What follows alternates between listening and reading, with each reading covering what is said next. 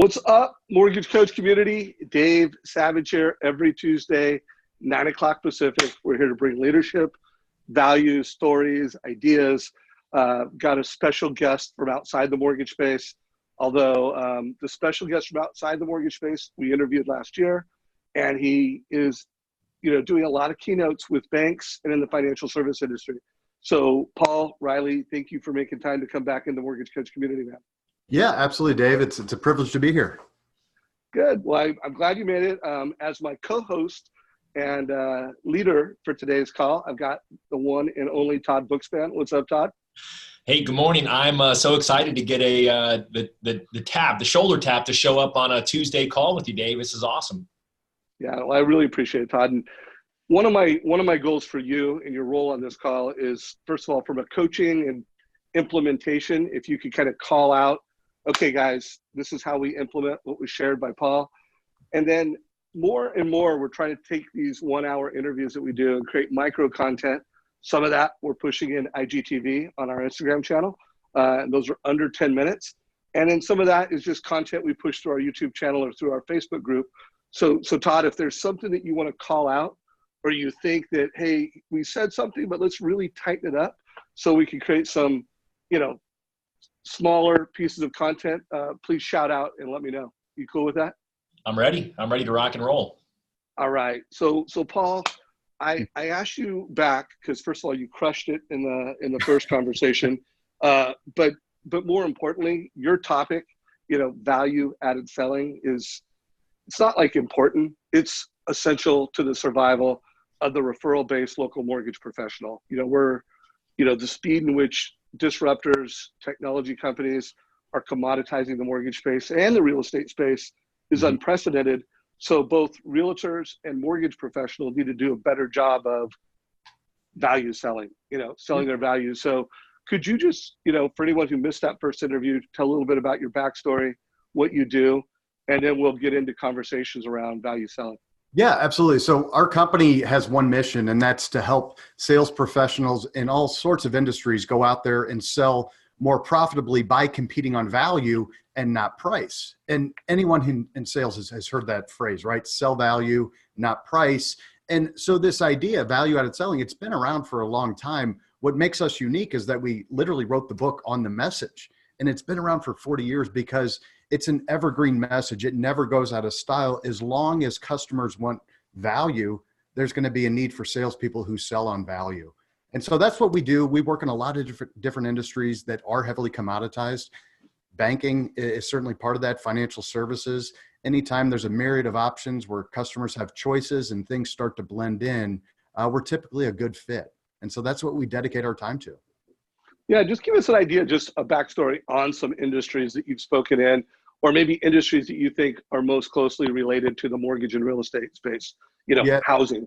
Housing, sure, no, absolutely. So we've done a ton of work in insurance this year, specifically with companies that are selling personal lines of insurance. And I view that as part of the group that's selling services to homeowners, very much similar to the mortgage space. And then we've worked with traditional lenders at banks, and that's, I would say, very much aligned with what's going on. And we've seen some unique challenges. I mean, one of them that I think you just touched on briefly was technology and all the options that customers have. They can go online, they can research different rates, and then they take those rates and they use that as an anchor price. They use that as their expectation when they pick up the phone, when they call you.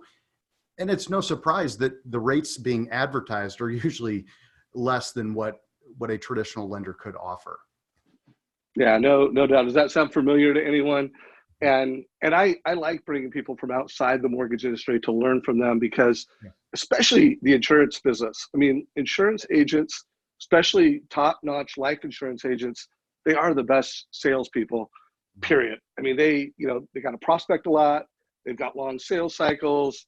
They've got to really create value. Yeah. And every industry is getting disrupted by the combination of the internet, mobile devices, and technology. So when you define value-based selling, if you could just give us a starting point on describing that for the mortgage coach community. Sure. Yeah. So value-added selling defined, I mean, first and foremost, it's a business philosophy. All right? This whole training, the reason it has stood the test of time, it's not just based on tactics and techniques, it's based on a philosophy. And that is, as a value-added seller, you've got to go out there and do the things that add value and less of the things that add little or no value. All right. That simple but profound philosophy can guide your sales efforts. It's also about being proactive. It means that you proactively take control of the sales conversation and you guide it down a path of value and away from price. All right. And it also means that you're following a process. When you're trying to sell on value, you can't just wait for a price objection or a rate objection to come up and then say, okay, get ready, I'm going to whip some value-added selling out on you. No, it truly is a process, and it's about being customer focused, which means you focus on the customer or the client's needs, and you don't focus on selling against any one particular competitor. So that's what basic value-added selling is in a nutshell. Got it. Mortgage Coach community, this will be an interactive interview. So if you have questions, you can put them in Zoom, you can put them in Facebook comments. Both myself and Todd will be monitoring those and bringing those questions in. So let's walk us through the process. And I also know you have some talking points because you know what you said in the last interview, what we talked about, and you have some things you want to share today. But just walk us through that framework, and then any bullet points you want to include in the conversation that you want to get out, let us know what they are. But walk us through, how can we be more proactive before the grind happens, before we're in this commodity knife fight? What are some things we need to do preemptively? Yeah, absolutely. And, it's interesting. I mentioned, Dave, before the call, I just purchased a new house a few weeks ago. So mortgages have been on my mind. And last night I was thinking about some ways that value-added selling align with the mortgage industry. And one thing that came to mind, all right, if you're trying to sell on value and you're trying to, go up against people shopping on rates, the thing we've got to do is we've got to get there early in the buyer's process. All right, when you think about how people make any purchasing decision, they go through a pre-sale phase, they go through a transition, and then a post-sale usage type phase. Now, mortgage brokers, to be able to win and sell on value, you've got to get there early before anyone else. All right, now that means that we can't wait for them to just call us when they're ready to buy a new home. We need to maintain a certain level of presence around our clients. And the mortgage broker that I ended up using did a phenomenal job of this. And it was simple things like just an occasional phone call. All right. Other things like putting me on his email and contact list. And occasionally I would see an email from him. And so when my wife and I decided, hey, I think we're ready to move into a new house, he made it so easy. It was frictionless to give him a call back and just make it happen. Now, he was already there. He was the go-to resource. Sure, I did a little bit of research on what rates are doing and all that, but he's already earned my trust. He's there. He's created a smooth and seamless transition, or as smooth as it could be, and that helped take price off of the table. That's one thing we can do as far as selling value in the mortgage industry. So make it easy to communicate through the channels that you want. And then I'm going from memory, but I believe that last time you talked about, blowing up the value over time, like the whether it's savings or the difference, but expanding that over time. Kind of walk us through that a little bit. Yeah, absolutely. And so when we're looking at this decision, right, a mortgage is a long-term decision. All right, it's a long-term decision. Yet oftentimes people focus on too many short-term factors when making a long-term based decision, like interest rates versus the total loan experience. And one of the techniques we talked about last time was changing that conversation. When the buyer or the rate shopper is saying, well, look, I can get this for 10 basis points less over here. Rather than focusing on the interest rate, we need to change the conversation to cost or money and say things like, okay, Mr. Buyer, I understand that you're looking at interest rates as part of your decision, but you're focusing on the rates because you want to save on your total cost or save the most money in the long run. Is that right? And of course, the buyer's going to agree to that. And then that gives you an opportunity to talk about how you can help save money in the long run, or how you can help save on cost in the long run as well. And so That's one thing we can do. Absolutely. So I'm going to walk through a little bit of our, call it being a black belt in mortgage advice.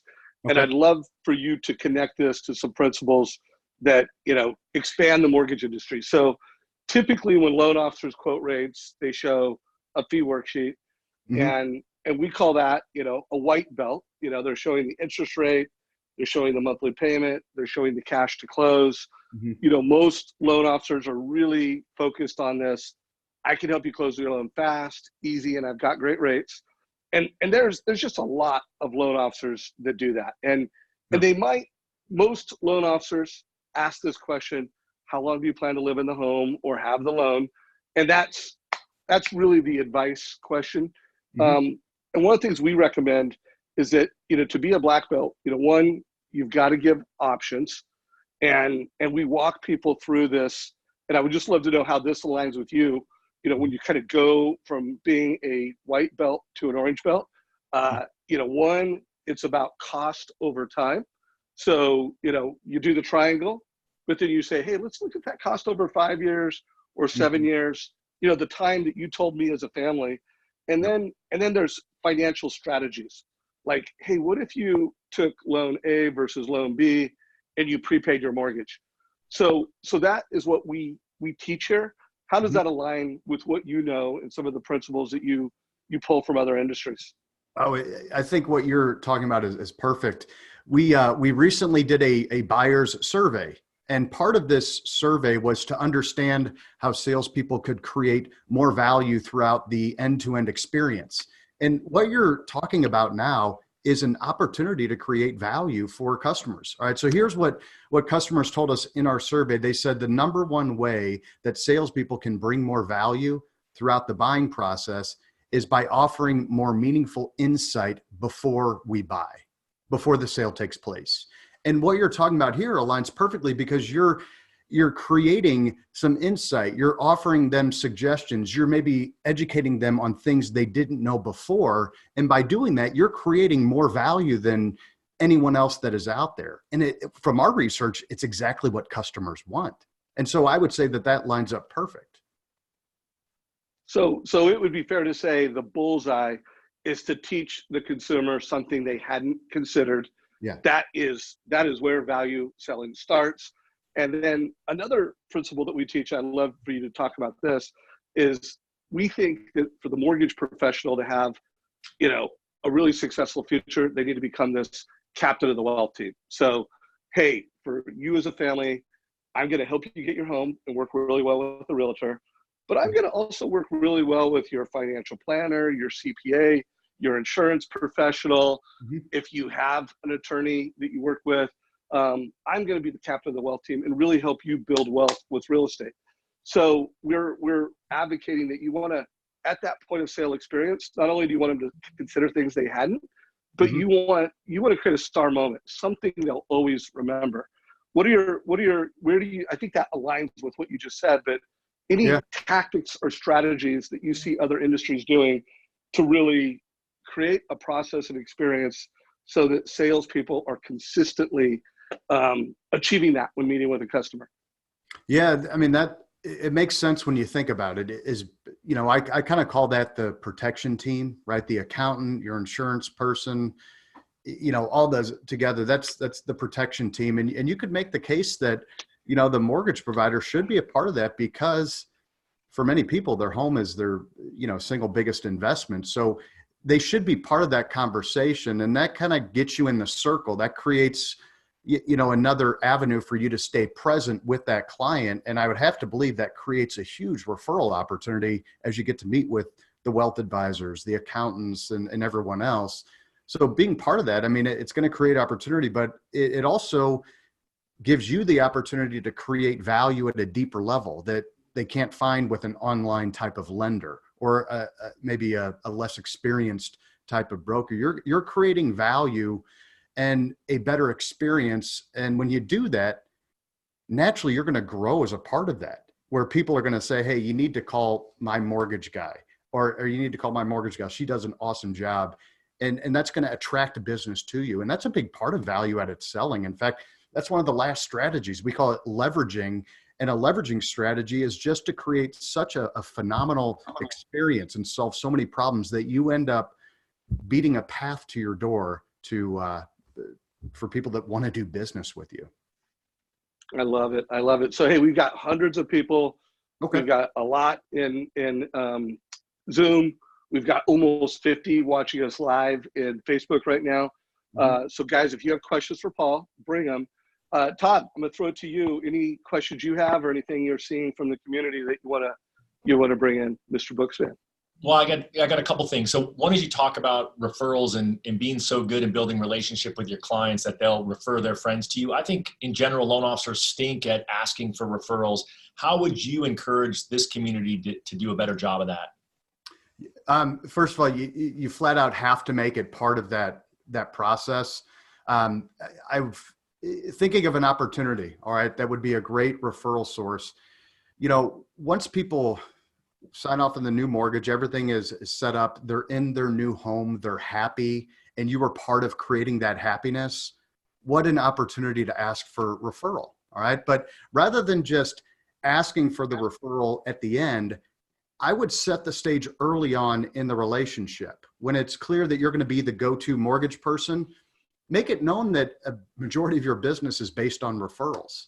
And by giving them a heads up, you're starting to preface a little bit that, hey, I'm going to be asking for those referrals. And when you do ask for a referral, don't ask for, hey, anyone you need to know that could be buying a new home. Instead, you need to give them a clear picture of the type of business that you're looking for. All right. That's important because referral business, when it comes in, there's an obligation, right? Okay, they give you your name, vice versa. And you never want to feel obligated to do business with a customer that you feel would not be a good fit. And so in value-added selling, we focus on going after the top 1 out of 6 in every market that are pure value shoppers that are willing to pay more. And we want to start there. And so I would create a profile of what the ideal client looks like and share a few details, but that's how we communicate to this customer and say things like, if you know any other homeowners like yourself that are in this, category or that fit this description, I'd like to be able to reach out to them. Even if they don't have an immediate need, I'd at least like to connect with them. So it's a little bit of that persuasion. You're dropping those hints about referrals early on in the conversation. Oh, sure. Yeah, absolutely. So and you if also said, you, it's obvious that they're already sold on the idea of referrals. So, ask them for more referrals. No, I love that. You also said to get there early with the client. What happens if you're late, right? They've already been out shopping. They've already got rates. They've already got other advice. How do you shift that conversation from price back to advice and back to that relationship and value that you're talking about? Yeah. One thing I would recommend doing, a mortgage is a big decision. I mean, people are getting ready to sign away and they're committing to sometimes a 30, 15-year loan, a sizable commitment. And so when people make big decisions, typically price plays less of an issue. Although in the commoditized banking world and mortgage world, people still focus on rates. So one thing I would do, if you're entering a little bit later, acknowledge to the customer, say, hey, look, there's so many mortgage options that are out there. Our approach to how we match you with the right mortgage is a little bit different than many of our counterparts. And what I'd like to do is just start off with a general conversation, ask you a few questions to get a more in-depth understanding of what your complex needs are for this big decision. And then by asking those questions, we can ask questions that take the focus off of price. We can ask questions that reveal the complexity of that client's needs. And as they become more aware of the unique aspects of what they need and the complexity of their needs, they're going to be more open to your ideas. And coupled with that, we talked about it earlier, if you can deliver some insight and some ideas at that stage that they didn't think about before, you're educating them. You're viewed as a value-added partner versus being viewed as just someone that's going to give them a rate, because they can get that anywhere. I mean, they can get a rate quote anywhere. And if we say, hey, we're going to get you the best we're going to get you the best loan possible. We're going to get you the cheapest rate. They've heard all that before. If you can approach it in a different way, that's going to create an opportunity. Also, coupled along with that, if you know who your competition is, you can do some unique things. So I don't know let me throw that question out there. I mean, if you're in a competitive situation where you're selling against a couple competitors, do you know who your competition is typically, or is that unknown? I think it depends if you ask, right? Some clients volunteer that, hey, I'm talking to my bank. Hey, I talked to this other company. Okay. Other times I think it's up to the loan officer to do a little digging. Okay. No, that's great. But why don't you give us the tactic? Let's say that the loan officer does know. Give us some things in which how we would play that out to our advantage. Okay. What I would do, I'd create some competitor profiles. For example, if you know you're going to be competing with a regional bank, I would create a profile of what the typical regional bank looks like from how they compete, some of their strengths. If you're competing against an online type lender, I would certainly create a profile for the typical online lender. And then I would go through and do we call it a positive comparison. All right, a positive comparison means that you look at these types of competitors and you figure out how you're positioned favorably. And when you're talking to the client, you want to highlight your value-added strengths that will call attention to a competitor's weakness. All right, and you can do that in a few different ways. There was a great book I read a number of years ago called Thinking Fast and Slow by Daniel Kahneman. And he's won a Nobel Prize. The guy's, a genius when it comes to behavioral economics and that. And in his book, he talks about an experiment where there's some German students. All right. And this first group of German students was asked two questions. The first question was, how happy are you? Right? How happy are you? Pretty general question. And they got a myriad of responses. The second question they asked that same group was, how many dates have you recently been on? All right. Now, in that first group, happiness had nothing to do with the number of dates that they've been on, right? But the next group, they asked those same two questions, only they reversed the order. In the second group, they said, how many dates have you recently been on? And then they asked the question, so how happy are you? All right. So what they did with that second group is they anchored happiness to number of dates, and people started using number of dates as a determining factor of happiness, although they didn't in the group before. Now, here's why I mentioned that. Think about how you could apply that to a competitor. Let's say you're going up against an online lender or a regional bank, and you know that you have a few areas of differentiation, a few key points of differentiation that you can call attention to. And you can anchor that then to overall satisfaction of how satisfied they are with their current provider or with the process so far. And that's going to help create even more distance between your solution and what the other group is offering. I love that. They say they're extremely satisfied with the other offering and they're still calling you. Yeah, exactly. And that's what we want to do is we want to tie satisfaction to some of our key strengths. And that could be a number of things, experience in the industry. It could be, it could be your knowledgeable expertise compared to other alternatives. It could be your lending capability, the speed in which you can, underwrite, whatever it might be. Find out what those key points of differentiation are and try to anchor their satisfaction to what makes you different. So I've got a question from Dave Gallegos, who originally introduced us and was on the last call. And Dave Gallegos, if you're on, what's up, brother? Thank you for introducing me to Paul and bringing him into our community. We're grateful for that.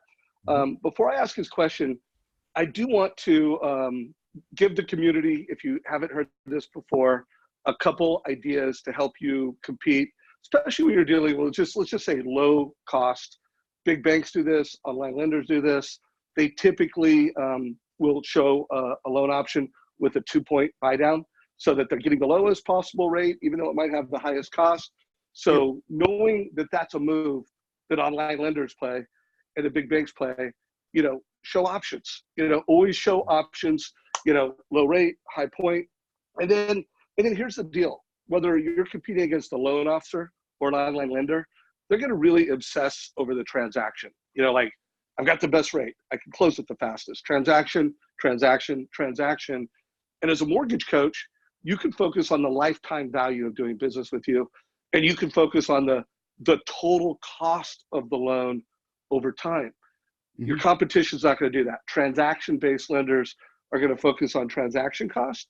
And as an advisor, you're going to, of course, show the transactional details. That will be, in the transactional triangle, that will be a data point. But then you're going to show that cost over time. And then even like, oh, did your other lender give you a total cost analysis? Oh, they didn't show you the total cost over 5 years? And I don't want to overplay that, but, most lenders that you compete with don't show cost over time. They don't show prepayment strategies like, hey, what if they prepaid the mortgage? How much interest would you save?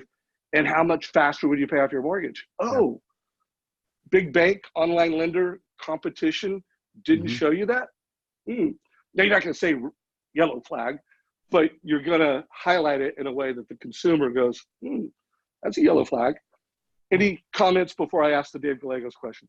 Yeah, no, I think that's great. And what you mentioned, right? It's okay to call attention to a competitor's weakness without bad-mouthing the competition, because we don't want to go out there and bad-mouth our competitors, all right? However, if your clients want to bad-mouth your competition, it'd be impolite not to listen to them at least, all right? But we just can't be the one leading the charge there. One suggestion I would make, when you're trying to get a client to think long-term, right? Because you've got the cheap providers that are out there telling your clients, hey, there's nothing special about what you need. They're trying to convince them that this is merely a transaction. And if they convince them of that, then they can sell them on the rate and lure them in.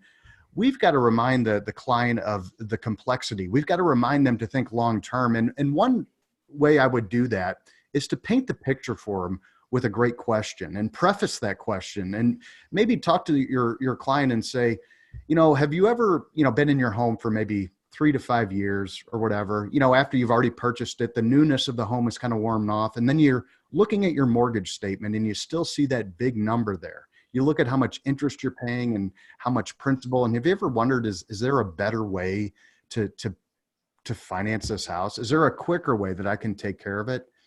Getting them to think a few years down the road past the transaction will help take some of the focus off of interest rate there.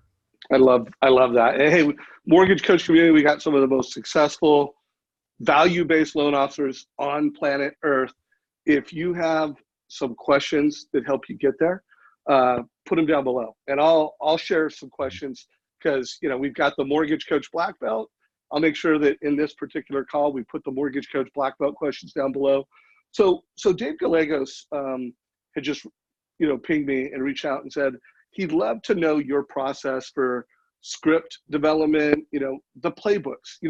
Even the way you answered that last question, you took a concept outside the industry that most loan officers don't do, competitive analysis, and having kind of a competitive SWOT analysis, strengths and weaknesses. What do you recommend for like the leaders on this call, the branch managers on this call?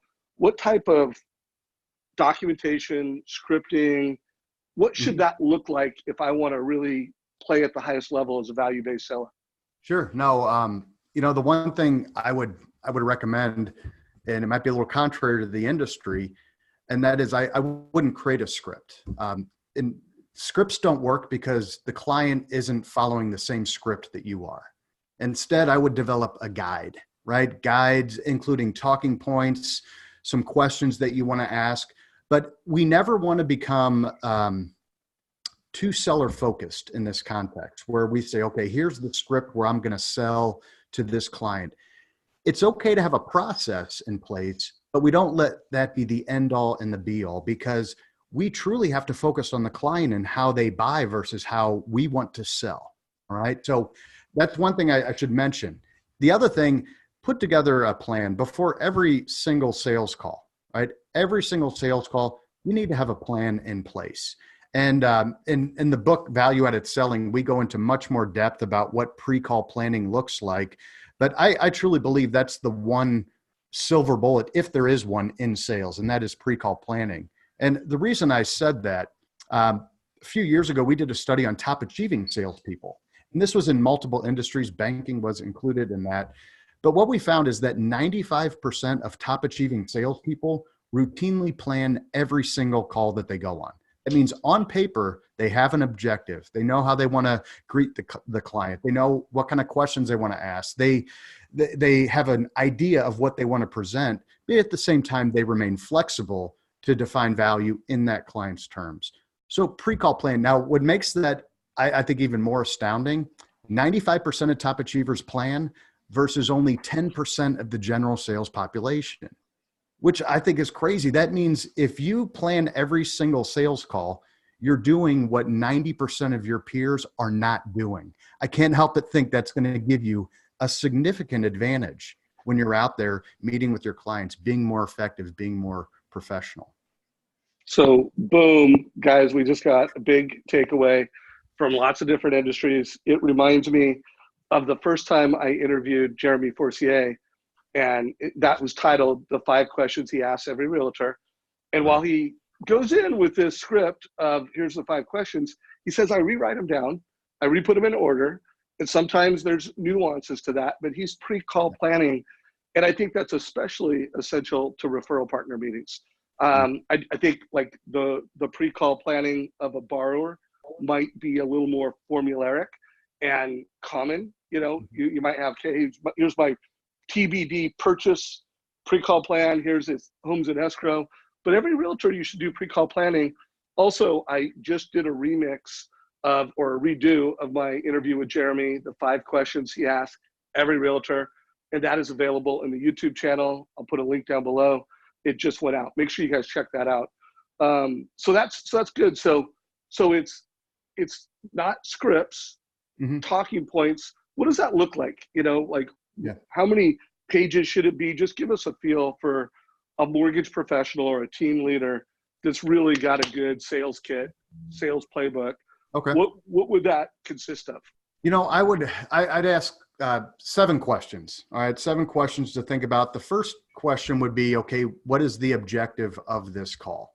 And granted, you know, we're salespeople, right? We're mortgage people. Our goal is to close the loan or get them to commit, whatever that might be. And so that kind of goes without saying, but sometimes a sales call can have different objectives, right? If, as you mentioned, if it's a referral type of meeting or they're going to meet with a realtor, here's a few questions, right? What is the objective? A call with no objective is defective, right? So we got to have something in place there. If we're talking to a homeowner, right, or a client, and we got to ask ourselves, okay, where are they on the buying process? Is this just a referral that a client gave me and I'm just initiating contact with them, or are they ready to buy? Figure out where they are in the buying process, because that will help you figure out how you can create some value. I would also ask myself, okay, what are some of the questions I want to ask? All right, and actually come up with a list of questions that you feel comfortable with that can generate a good discussion, and keep them open-ended as well. Also, think about what you want to present. Is it going to be the differentiation piece we talked about earlier, where you can present the unique aspects of your solution when compared to any one competitor? I would also put together any sort of collateral pieces. You mentioned that total cost worksheet that you had earlier. Have that ready to go and available for yourself. So ask yourself, what other support materials do I need? And then I would also ask this question: what obstacles do I anticipate? Right? If a client repeatedly tells you, a number of clients, if they repeatedly tell you, well, I can get this at a cheaper rate down the road, it's ridiculous if we don't have a response for that. Because we hear it so often, we need to prepare, we need to role play that. And so ask yourself, okay, what obstacles do I anticipate? Sometimes it's a rate objection. Other times it could be, well, we're just not in the market to buy a new home right now, or we're set where we're at currently. All right. So think about what that objection could be. And then finally, the last piece: what action do you want from the client at the end of the interaction? So, you know, those types of questions, that's one page, I would say. We have a call planning guide actually in the book Value Added Selling that spells that out more. But that's the basic process of what a sales call looks like. All right. Got it. So guys, first of all, buy the book. towards the end of this, we're going to make sure you have his, his contact information. Paul is a keynote speaker, does a lot of speaking. If you're a mortgage company and you want to hire Paul, he is getting smart on the mortgage industry, and he'd be a great keynote, in my opinion, because he brings a perspective outside the mortgage industry, and he's really getting to know the mortgage industry too. So I'll put that up in a minute. So I want to share a few more things on my screen. We're a little past the halfway mark. I'm going to net out a few things that we talk about, and then Todd, I'm going to bring you back in a minute. So be ready for any questions from you or the audience. So we kind of netted out what it is to be a blue belt and, the prepay. But here's what I see as a purple belt. And I would love to know your thoughts on this. To me, a purple belt in mortgage advice is someone that kind of knows the soft skills, the strategic skills of providing advice in their space. And then it's someone that knows, what technology to use and when. They know when to do in person, and they know how to deliver video and when to deliver video. They know, in today's world, we've got video and audio. I mean, just, if you've got an iPhone, you can quickly in text put a video on it or put an audio note in it. And I think when it comes to being a professional advisor in the modern day world, whether it's live, in person, whether you're wrapping some technology around it, you're delivering this omni-channel experience. I think at the very beginning of this meeting, you talked about the person you went with. It's because they were delivering this omni-channel experience wherever you wanted to do business. You were easy to respond to, and they gave you all the channels. And then I think, to go past purple belt, you got to do all these things, and you got to do a lot. At Mortgage Coach, we say that once you've done this with the total cost analysis more than 75 times, you're purple belt. Brown belt, we think, is someone that has all the skills, but someone that does it at a level that they're a leader. Like, they're doing it so well that they can teach others to do it. It's doing all these things wrapped in leadership. And then we think a black belt, really simple. It's someone that's got more reps under their belt, and they could do all these things in every selling situation that a mortgage professional comes across. So Paul, I think you've seen this before, but this is a Mortgage Coach total cost analysis, where it's got, the transactional details, and it's showing, the cost of the loan, the financial strategies of the loan. It's showing the cost over time. You can add a video to it. You can add an audio note to it. But we here at Mortgage Coach, we think that this is how the top mortgage professionals need to deliver advice going forward, is transaction plus cost over time. So with that said, one more thing, and then I want to open it up for your feedback. We're also trying to get them from being a transaction person to like, hey, I'm going to help you build wealth with real estate faster by making a smarter mortgage decision. And then I'm going to coach you over time. So they're expanding the service value prop. It's not just what am I going to do at point of sale? It's how am I going to manage and deliver value to you over time? So I guess I open up the questions to you. I know you are going to like, that's a great playbook, but what industries are you seeing that are doing this, that we as mortgage lenders should be following to actually get better at what we're doing? Yeah, I mean, that's what we see in multiple industries, whether we're talking about like industrial distribution, manufacturers. It's always getting away from this transactional short-term mindset to get people thinking long-term, because long-term people focus more on the value-added outcomes. And if you can save or make them money more long-term, it's just getting them past that transactional piece. Now, the big challenge we face with that, we as humans are hardwired to think about short-term gains and to opt for a short-term gain, even if that longer-term gain is greater.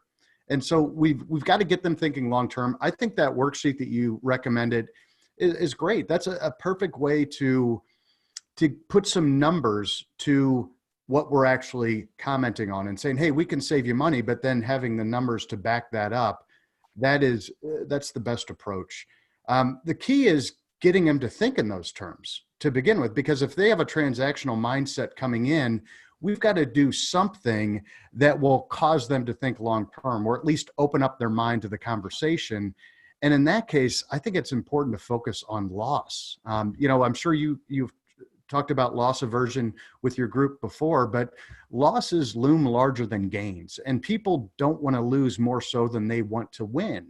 And so if I was in the mortgage business, I would set up that conversation by saying, look, most people think mortgages and they think, hey, let's get a 30-year fix. It's safe, it's easy, it's a transaction. But here are some of the pitfalls of thinking this is just a mere transaction. You could end up spending X amount more. You could end up wasting X amount of dollars. If you can focus on what the client potentially loses by not at least engaging with you, it's going to open them up a little bit more to your message, because people don't like to lose. I love that. And I'm going to show you a question that we teach, and maybe you could help us, add another question. But one of the questions to start opening up a gap is to ask the family, how old do you want to be when the home's paid off? And, the borrower has a number. I want to be 50. I want to be 55. And then, do a follow-up. Well, based on the 30-year loan that you're getting, or if it's a refi, based on the loan you have, how old are you going to be? And quite often there's a gap from where they want and what they're going to be. And now when you're delivering this mortgage advice, you're selling it into a gap. Any other questions come to mind that, might be from another industry, but that really position that gap, or a sequencing that you can recommend? Yeah, no. Would you mind throwing the question back up there again? Because I want to reference one of them as a follow-up question, because I think that's great. That sequence of questioning, because it spotlights a gap between what the borrower says and what is going to be actual. After that first question, it says, how old would you like to be when your home is paid off? And they say, well, I'd like to be around 50 or 55 years old. I would throw in another question. We call this it's called an impact question. It's a form of questioning that helps create a gap between their current reality and what they really want. So after that question where they say, I would like to be about 50 or 55, I would ask the question, well, what would that mean to you at 55 to have your home paid off? What would that give you the freedom to do? And that question, it not only gets them thinking, it projects them into the future where they could say things like, well, you know what? I could retire. I could travel around the world. I could do this. You're putting them in a position where they're almost mentally experiencing what they're going to gain. And they then associate what they're going to gain with you as the person who helped spark that thought. And you get to build on that and help sell value as a result of that. I love that. And just to shine a light for the mortgage coach community, these are some other black belt questions, and we have a list of lots of mortgage coach black belt questions. I'll put a link in the chat down below to that document, but that applies for this first one, where how long do you plan to live in the home? So while every mortgage professional out there asks that question, but not everybody is asking that impact question afterwards, or what are your real estate goals? And then I love that. And then what does that mean to you? And what do you get from that? So I love that, Paul. That's really helpful. Anything else come to mind just to fine tune this and add to the questioning sequences and the questions that mortgage professionals might ask to deliver value? Yeah, with looking at the questions, it depends on the selling scenario. For example, if it's a repeat client, maybe that you've worked with before, I think that can change the tone of the questions. A couple of tips there. When you're working with an existing client, you also want to ask questions that reinforce the value that you previously delivered, and it reminds them of their previous positive experience. But you also don't want to become complacent and assume that nothing has changed with your existing clients. And so you almost want to treat them as if they were a new client and talk about things that have changed, their goals, things like that.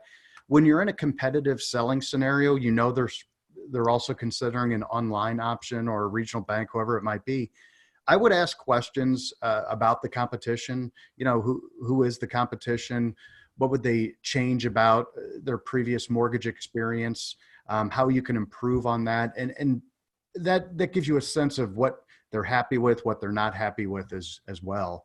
But then I think it's great, the systematic approach that you have to determine what is the best option for them will really give confidence to the consumer, I think the client, because as a client, as they see this and you have a systematic process of asking good questions, you're almost diagnosing what's the best option for them.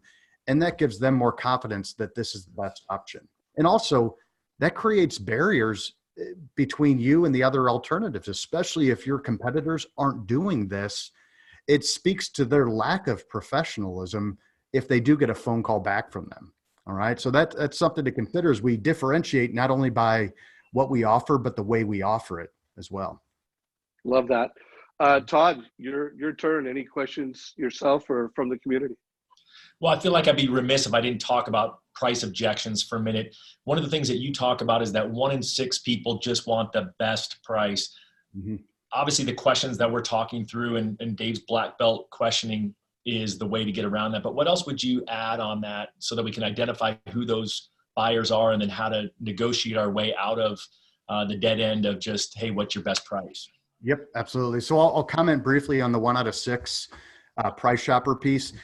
So I mentioned a recent buyer survey that's in the new edition of the book. And we asked a group of buyers, what's important to you when making a decision? And we gave them a number of variables to choose from. And it turns out about 1 out of 6 indicated that price was the most important thing. All right. So that's where we get that 1 out of 6. There's also been other studies. There was a Nielsen study on airline providers and other studies that show about 1 out of 6 purely focus on price. This is business that we want the competition to have. And to determine who the price shoppers are that you don't want to do business with, I would go back and think about your career and think about the top 3 worst clients you've ever had that only focused on price. They were high aggravation. You spent a lot of time on it. They complained more. You wish you never would have met them. Think about those clients and figure out what they all had in common. All right. And then turn that into a profile and you have that criteria there. And then you can say, all right, if I have a client that's starting to look and feel like bad business, I need to be aware of that. And you need to decide on how you want to respond. That doesn't mean that you call them up and say, hey, we're no longer doing business, but it means you don't take time away from other more viable clients to focus on them, if that makes sense. So that's where that 1 out of 6 came with. And back to your question was, how do you deal with price objections? A simple acronym to remember, CAR, clarify, acknowledge, and respond. When a client tells you, hey, I can get this at a lower rate up the road, that in and of itself doesn't really tell us what type of objection it is. Yes, on the surface, it appears that it's purely focusing on price.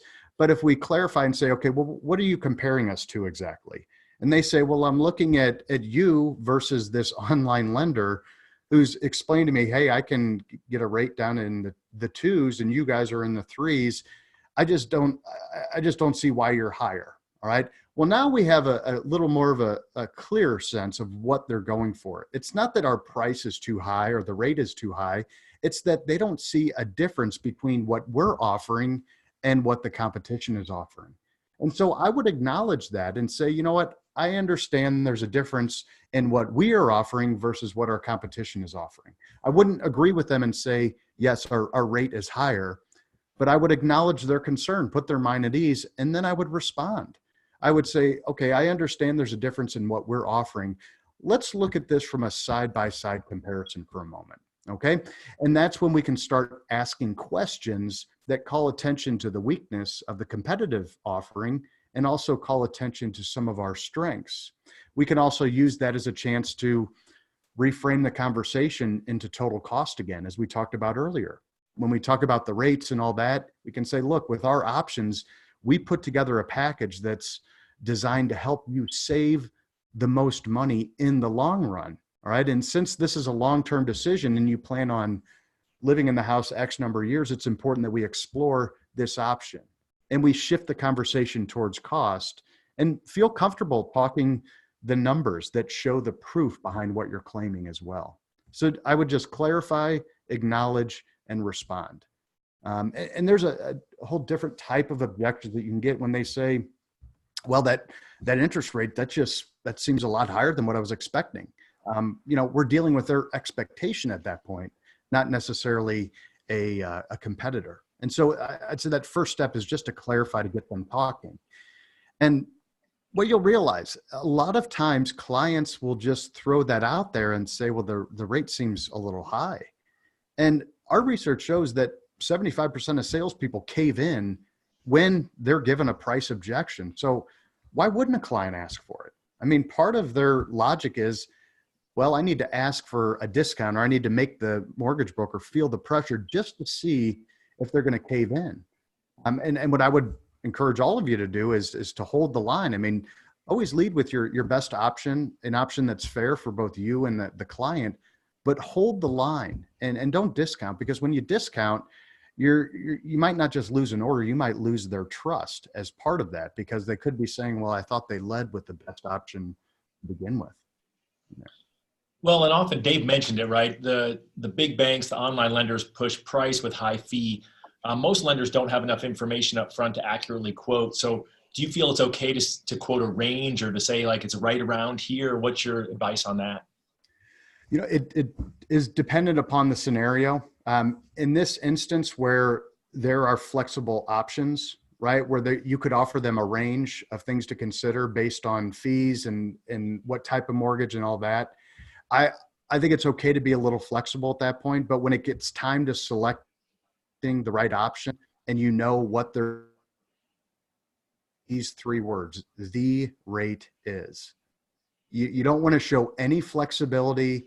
Because if let's say, Todd, me and you are just role playing a little, and I say, well, Todd, thanks for considering us. Here's, after asking a few questions, here's what we'd like to get on this loan. We're looking at, right around 3.875. That's what we're trying to get on this loan. It sounds like I'm flexible, doesn't it? Yeah, a little wishy-washy. A little wishy-washy. And I mean, just being a consumer at that point, you can smell the blood in the water, almost, to use an analogy. And all you got to do is say, oh man, that seems a little high. You've got to do better than that. And the salesperson feels the pressure, and they're going to likely cave. What about where someone just picks a super low rate with a really high fee as an alternative? That seems to go against the value-based selling. So I didn't catch the first part of that, Todd. Sorry. Well, every once in a while, I'll have a lender tell me, well, what I do is when someone just says, what's your best rate? They just go to the lowest possible rate on their rate sheet, even though the fee is ridiculously high. But I always feel like that's going to violate that trust and that value you're trying to build. What would your advice be on that? Yeah, the trust you build is based on the perception that the client has. So if the client perceives that as being misleading, then you're really starting off on the wrong foot. I would, when the rate conversation comes up, I would change the conversation to best overall cost and say, look, I understand that rate's going to be a big concern when you make this decision, or it's going to be a big piece of how you decide and all that. But the reason you're focused on that is because you really want to look at the best overall cost on this loan. And there's several options for us to get there, all right, to give you the best overall cost. But to really understand that option, I need to ask a few questions. Let's have a more in-depth conversation. And what we're doing is we're giving ourselves a chance to figure out what is the best option. And once we do that, then we can lead with, because some clients might say, I want the absolute lowest rate. I'll pay some higher fees, but I want that lower rate. And maybe that's a good option for some of them. But I would refocus the conversation on that best overall total cost. So guys, I love where this conversation's at. We've got 5 more minutes. Todd, if you could be ready to net out like the last minute on coaching action items for mortgage coach community, I want to net something out for you guys right now that is part of the mortgage coach black belt curriculum. But I think the conversation we've had has really led us to this point that if you want to crush it, it's very clear that the questions you ask matter. So, you've got to ask great questions. You've got to deliver a total cost analysis. And that is the teaching. You've absolutely got to show leadership. And I love how you really by the way, are my screen showing up? Is the slide showing up? It's blank, Dave. Yeah, I saw that. And I was, let me try it one more time. Just, I lost the connection on my, my laptop. So sorry about that, guys. It was not a blank. Oh, here we go. We're back. Let's give it one more try. Can you see my screen now? And it's not blank. So there we go. So it's the questions you ask so that you're personalizing. And to the question that Todd just brought up, it depends on the questions you ask. What's most important to you? Lowest rate, lowest cost, cost over time. And now when you're delivering this total cost analysis, that is value. That's visual value they can share with their friends and family members. And then leadership. And Paul talked about leadership, and he talked how important it is that you come up and you really get crystal clear. And then all of this is wrapped in tension, constructive tension, leadership, transparency, authenticity, empathy. And so delivering that mortgage coach experience, it could be program 1 is lowest rate. Program 2 is lowest cost. Program 3 is a hybrid. So I think it just really comes down to tailoring to what the client wants. So Paul, one, before we wrap this up, I want to make sure everyone knows how to connect with you if they want to hire you to do a keynote. If you can tell folks the best place to get in touch with you. Yeah, actually, I'll give a couple spots. You can always visit our website, which is, it's actually tomreillytraining.com, although my name is Paul. Tom is our founder. And we've got a bunch of information on there. You can sign up for our newsletter. Thanks. Perfect. You got that set up, ready to go. But one other thing that I'm actually going to launch this week, it's actually not out yet, but a new podcast. It's called the Q&A Sales Podcast. And if you want to visit the website, the Q&A Sales Podcast, you can actually ask a question, give us some background, and we turn it into a show. And so one question per show, and the episodes are anywhere from 5 to 10 minutes. Sometimes it's just going to be me on the show. Other times it's going to be with a guest. So if you have a question, ask us and we'll turn it into a show. Cool. Well, I will definitely be following that, guys. We'll put a link down below to his website, connect with Paul on LinkedIn. Yeah. If anybody in this community hires Paul or sees Paul on a stage, let us know. Be active in our Facebook group. Paul is an expert at value-based selling. And I do believe if you're a referral-based local mortgage professional, you better become an expert at value-based selling, because the machine is here. Technology is disrupting how people buy homes, finance homes. And so value selling is where it's at, my friends. Any last words you want to share? Is there something that you didn't get to share with the mortgage coach community you want to make sure you get out there? We'll give you a minute and then Todd will wrap it up. One thing I was thinking of before the call today is looking at how people define what they need versus what they want. And when clients are defining value, right, what they really want is they want their new home. They want to experience, they want to grow their family, and that what they need is money to do that. Unfortunately, people are more price sensitive about the things they need versus the things that they want. And so when you're engaging with your clients early on in the conversation and they mention, hey, we're getting a new home, we're thinking about a new home and all that, ask them about their home and tap into what they really want in the interaction versus just what they need, because they can get what they need from really anyone. But if you're more in tune with what they actually want, then I'd say you have a better chance to sell some value. But thanks for having me. Hey, that was a nice closing thought. And that does remind me when I interviewed Shayla Gifford, which I do think is right now the front runner for the most viewed top interview of the year. If you rewatch her, Shayla Gifford's perfect pre-approval experience, she's doing that, guys. Yes. So check out that interview, hire Paul, buy his book. Todd, close it out, brother. I would just second what you just said, buy his book, right? Paul already pointed out 95% of the top professionals actually have a process for this, but only 10% of people in sales do. And so, he just laid out the foundation for how you can be better at your job, ask better questions, be better prepared. And then we all know we suffer from price objections. So besides value-added selling, their other book, Crush Price Objections, is just another great book for you guys all to read. And then Dave and I and Dave Gallegos interviewed Paul last year, and that would be a great interview to watch as well. So you were awesome, Paul.